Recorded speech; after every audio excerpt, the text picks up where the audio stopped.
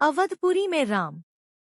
यह कथा अवध की है और बहुत पुरानी है। अवध में सरयू नदी के किनारे एक अति सुंदर नगर था, अयोध्या।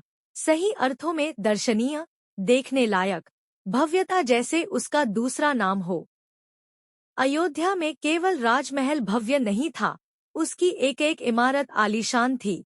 आम लोगों के घर भव्य थे, सड़कें चौड़ी थी, सुंदर बाग बगीचे, पानी से लबालब भरे सरोवर, खेतों में लहराती हरियाली, हवा में हिलती फसलें सरयू की लहरों के साथ खेलती थीं। अयोध्या हर तरह से संपन्न नगरी थी। संपन्नता कोण्यांतरे तक बिखरी हुई, सभी सुखी, सब समृद्ध। दुख और विपन्नता को अयोध्या का पता नहीं मालूम था, या उन्हें नगर की सीमा में प्रवेश की अनुमति नहीं थी। पूरा नगर विलक्षण था, अद्भुत और मनोरम। उसे ऐसा होना ही था। वह कोसल राज्य की राजधानी था। राजा दशरथ वहीं रहते थे। उनके राज में दुहक का भला क्या काम। राजा दशरथ कुशल योद्धारघु के वंशज, रघुकुल के उत्तराधिकारी। रघुकुल की रीतिनीति का प्रभाव हर जगह दिखाई देता था। सुख समृद्धि से लेकर बात व्यवहार तक लोग मर्यादाओं का पालन करते थे, सदाचारी थे। पवित्रता और शांति हर जगह थी, नगर में भी, लोगों के मन में भी। राजा दशरथ यशस्वी थे, उन्हें किसी चीज की कमी नहीं थी। राज सुख था, कमी होने का प्रश्न ही नहीं था। लेकिन उन्हें एक दुहक था, छोटा सा दुहक, मन के एक कोने में छिपा हुआ। वह रह रहकर उभर आता था, उन्हें सालता रहता था। उनके कोई संतान नहीं थी। आयु लगातार बढ़ती जा रही थी। उनकी 3 रानियां थी, कौशल्या, सुमित्रा और कैकेयी। रानियों के मन में भी बस यही एक दुहक था, संतान की कमी। जीवन सूना सूना लगता था।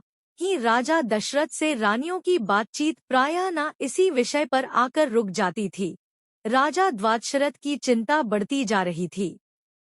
बहुत सोच विचार कर महाराज दशरथ ने इस संबंध में वशिष्ठ मुनि से चर्चा की।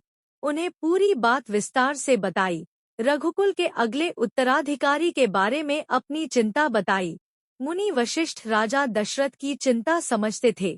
उन्होंने दशरथ को यज्ञ करने की सलाह दी। पुत्रेष्टि यज्ञ। महर्षि ने कहा, आप पुत्रेष्टि यज्ञ करें महाराज, आपकी इच्छा अवश्य पूरी होगी। यज्ञ महान तपस्वी ऋष्यशृंग की देखरेख में हुआ। पूरा नगर उसकी तैयारी में लगा हुआ था। यज्ञशाला सरयू नदी के किनारे बनाई गई। यज्ञ में अनेक राजाओं को निमंत्रित किया गया। तमाम ऋषिमुनि पधारे।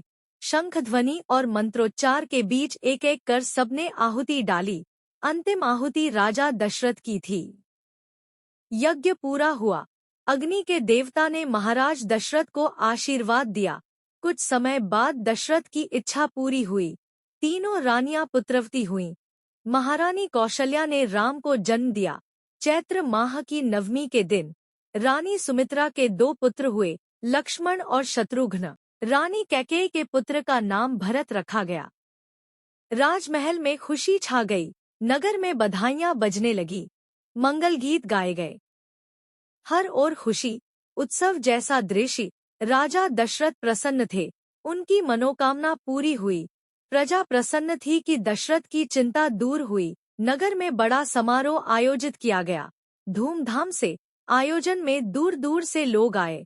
राजा दशरथ ने सबको पूरा सम्मान दिया। उन्हें कपड़े, अनाज और धन देकर विदा किया। चारों राजकुमार धीरे धीरे बड़े हुए। वे बहुत सुंदर थे, सुदर्शन। साथ खेलने निकलते तो लोग उन्हें देखते रह जाते। आंखें उनसे हटती ही नहीं थी। चारों भाइयों में आपस में बहुत प्रेम था। वे अपने बड़े भाई राम की आज्ञा मानते थे। खेलकूद में लक्ष्मण प्रायः राम के साथ रहते। भरत और शत्रुघ्न की एक अलग जोड़ी थी। और बड़े होने पर राजकुमारों को शिक्षा दीक्षा के लिए भेजा गया। उन्होंने कुशल और अपनी विद्या में दक्ष गुरुजनों से ज्ञान अर्जित किया। शास्त्रों का अध्ययन किया, शस्त्र विद्या सीखी। चारों राजकुमार कुशाग्र बुद्धि थे। जल्द ही सब विद्याओं में पारंगत हो गए। राम इसमें सर्वोपरि थे। उनमें कई अन्य गुण भी थे, विवेक, शालीनता और न्यायप्रियता। राजा दशरथ को राम सबसे अधिक प्रिय थे। ज्येष्ठ पुत्र होने के कारण और इन मानवीय गुणों के कारण भी राजकुमार कुछ और बड़े हुए, विवाह योग्य, नगर में इसकी चर्चा होने लगी। महाराज दशरथ भी ऐसा ही चाहते थे। अपनी संतानों के लिए सुयोग्य वधुएं, परिजनों में चर्चा पहले से ही हो रही थी। बाद में पुरोहितों को भी इसमें शामिल कर लिया गया।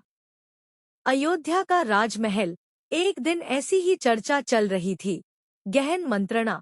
तभी एक द्वारपाल घबराया हुआ अंदर आया। उसने सूचना दी कि महर्षि विश्वामित्र पधारे हैं। महाराज दशरथ तत्काल अपना आसन छोड़कर खड़े हो गए, द्वार की ओर बढ़े, महर्षि की अगवानी करने, उन्हें लेकर दरबार में आए। विश्वामित्र को ऊंचा आसन दिया गया।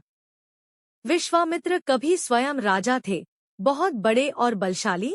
बाद में अपना राजपाट छोड़ दिया, संन्यास ग्रहण कर लिया, जंगल चले गए। वहीं उन्होंने अपना आश्रम बनाया, उसे उन्होंने सिद्धाश्रम नाम दिया। महर्षि के स्वागत सत्कार के बाद दशरथ ने कहा, महर्षि आज्ञा दें, मैं आपकी क्या सेवा कर सकता हूँ? आप अपने मन की बात कहिए, आपकी आज्ञा का पूरी तरह पालन होगा। राजन, मैं जो मांगने जा रहा हूँ उसे देना आपके लिए कठिन होगा। आप आज्ञा दीजिए महर्षि। मैं उसे पूरा करने के लिए तत्पर हूँ, बिल्कुल नहीं हिचकूंगा। मैं सिद्धि के लिए एक यज्ञ कर रहा हूँ।